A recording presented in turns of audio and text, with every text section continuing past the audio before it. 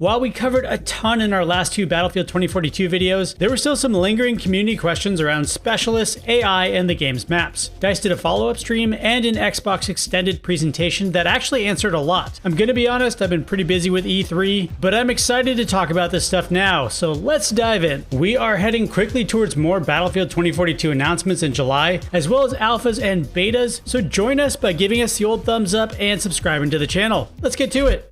Specialists are where I think most confusion came up in the comments. We know there will be 10 at launch plus another 4 confirmed to release across 4 seasons. A lot of people wanted clarification if they're a replacement for the old class system, and the answer we now know is they are not. Battlefield 2042 will still have Assault, Recon, Engineer, and Support. Under those classes, you will then get to specialize by picking fully voiced characters that come with a unique gadget and trait. It isn't as different from previous Battlefield games as it first appeared, in my opinion. Many of the specialists' unique traits and gadgets look like things you would have just selected before, such as Casper, the Recon Specialist, has a drone gadget and a motion sensor. The Recon drone is basically the MAV from previous games, and it can even fire EMP darts, which it always could. A lot of people didn't know that. His motion sensor trait is a moving version of the previous ground sensors, or the throwable ball from Bad Company. The shield we saw deployed is another iteration of one already in Battlefield 4. Now the shield could be specialist specific or an open gadget, and we'll get to that in a bit. We've only seen a few specialists so far, and there could be some really cool ones coming down the line, so we're all about it. Now, one of the motivations DICE mentioned for the creation of specialists was interesting, and I both get it, and I also think there's some things to consider here. The short version is the data pointed to players largely choosing classes in Battlefield games based on the primary weapon and not the gadget. So developers decided to unchain guns from classes. That means players can choose a specialist gadget based on their playstyle or team needs and also pick any gun. Let's speculate a little bit on just why people ignore classes in favor of guns, and what I think wasn't said here, although it could have been considered, we just don't know. People usually pick guns because of two main reasons. The first is pretty simple. There's usually a meta and they don't want to die a lot. If one class has the best gun, well, it's a no-brainer. If a map is a vehicle map, of course they're going to take the class with a launcher so they aren't helpless. The next more important thing to talk about is the influence of an unlock tree on player behavior. Many shooters, not just Battlefield, tie unlocks and experience far too closely to just kills. That gives players way less of an incentive to play objectives or do anything except jump on the smallest map possible where they can make the most kills, get the most experience, and unlock the most attachments. Once they have a gun fully unlocked, it becomes tedious to start over with another gun because you're at a disadvantage not having your weapon maxed out. So players often just think about guns. A more freeform unlock tree, like what was in Battlefield Hardline for example, and awarding more points for playing objectives than just kills, could make the old class system viable again, instead of needing these specialists. The concern is that the current system might end up with some seriously overpowered classes. People mentioned in the comments, for example, that Casper can see people sneaking up on him on the minimap all the time. So that plus an LMG or a top of meta AR might make them too overpowered. Versus the same recon type in past games, who would have had the situational awareness, but was limited in what weapons they could carry. To be fair, that system has been loosening for years, allowing any class to pick mid-tier carbines or PDWs. We love sandboxes, so we're just gonna have to see what happens. I'd honestly rather have the freedom and let things break on occasion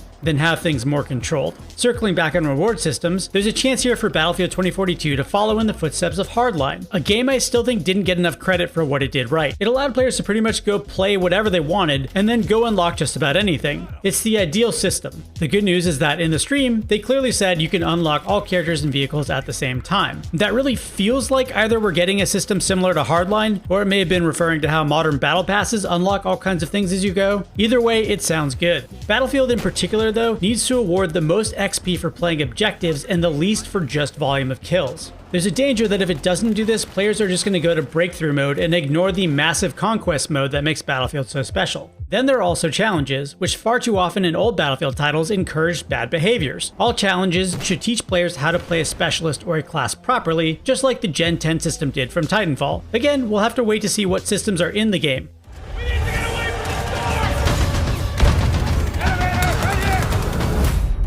So this is a good spot to talk about the freedom of weapons and gear. Some of the motivation behind the Plus system of the game that lets you swap attachments on the fly was to avoid a legit classic Battlefield problem, and devs are right on here. If you took the wrong loadout into a match before, your only option was really just to redeploy and lose a ticket in Conquest mode. The Plus system makes you more adaptable to situations, but in this stream they also talked about its limits, which is good. For example, you can't make an SMG suddenly behave like a sniper rifle. It sounds like DICE put consideration into what attachments go with what guns. It also sounds like open gear, meaning gear that any specialist can use, is pretty extensive. Falk, who's a medic under support class, can still take anti-vehicle weapons and gadgets. We also got another burning question answered here. A lot of people wondered if the wingsuit was tied specifically to Sundance or was an open gadget, and the answer is that it is tied to specialists. That seems like a hell of a lot of fun.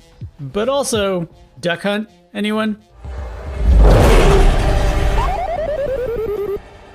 Another area that we got a lot of questions over in the comments was about AI matches. In earlier presentations, it seemed like AI bots were their own thing, but bots are actually very pervasive in the game. 128 player matches will start with bots, who then filter out as players join in. There's going to be every combination imaginable: full AI matches, you and a squad versus AI, and mixed AI and player PvP. Regions where people can't get full matches will also be stacked with bots.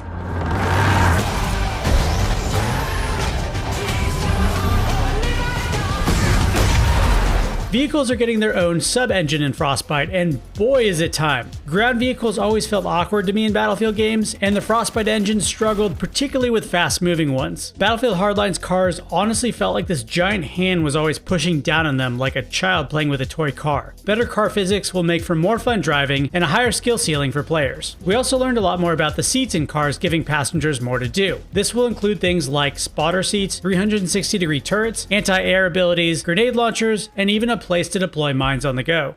Maps and pacing. Oddly enough, I think this was my favorite part of the presentation. Some maps like Hourglass are designed for both fast and slow moments in the new Conquest mode. You'll be frantically capturing a sector 1 minute and then grouping up and rolling out in convoys the next for large vehicle battles on your way to the next sector. This is very much like how PlanetSide 2 works, and damn if my old Battlefield friend Ryan and I haven't said we need more PlanetSide 2 in Battlefield for years. Non-stop action in games can honestly get tiresome and kind of boring. You need these prep phase moments between battles to absorb what happened and enjoy what's coming next. Dev says specifically that they looked at Goldmode Railway and Sinai Desert maps for inspiration if you want a reference point. We also got some insight into terms. The call-in tablet is what you use to airdrop vehicles at your location. We still don't know if that's based on a point system though, or happens when you capture a sector. The game is going to launch with 7 maps, which in past Battlefield games I don't think was enough and quickly got bored with. Consider you might play 1 or 2 of these to death in betas, so really you're getting 5 or 6 new ones. But it feels different this time because the maps are huge, and they're purpose-built for just 2 modes at launch. That's awesome, and exactly the right approach to Battlefield map design. We now know these maps will also have a lot of variation between Levolution and Tornadoes, which take random paths or sometimes won't even show up. It's all about variety, and it feels like we're going to get it this time. There's also a lot of small details on map locations, but it's probably not worth getting into until we can actually show you, so let's circle back on that in another video.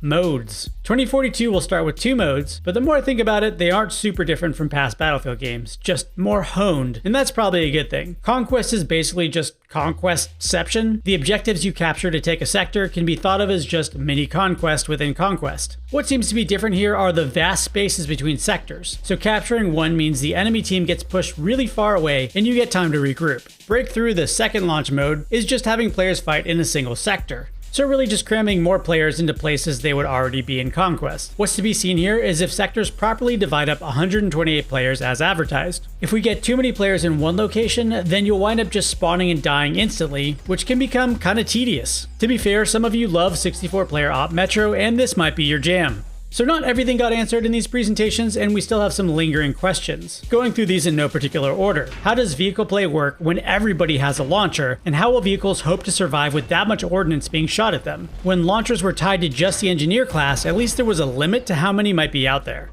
Will the new Conquest work if it's basically just Conquest points within Conquest points? I know it's designed to spread players out, but what happens if players don't ever fully capture sectors? What happens if an entire team just decides to roll as a unit? Does this mean even more people need to stick around to defend objectives when players typically don't like to do that? Something that will probably be at EA Play, but how is Hazard Zone not a battle royale? In this stream, it was described as a high-stakes squad-based mode that builds tension as you play, which sounds super battle royale? We do know now that you can bring specialist loadouts and gadgets with you, so maybe less scavenging is involved. But the Hazard Zone title definitely sounds like areas of the map getting cut off. I mean, Call of Duty Black Ops Cold War tried Dirty Bomb, and it's not great. So we're curious to see what DICE's take's gonna be. It was also dropped here that DICE LA is working on something special being shown at EA Play. So if it's not Hazard Zone, which it might be, then what is it? Finally, and this is a good one, but where are the secrets, man? At the end of the live stream, it was mentioned that there would be secrets in this game. We know the storytelling is through seasons and in-game specialists, so are we hunting for mysteries in a match? Are we getting Megalodon level events? Will there finally be a T-Rex?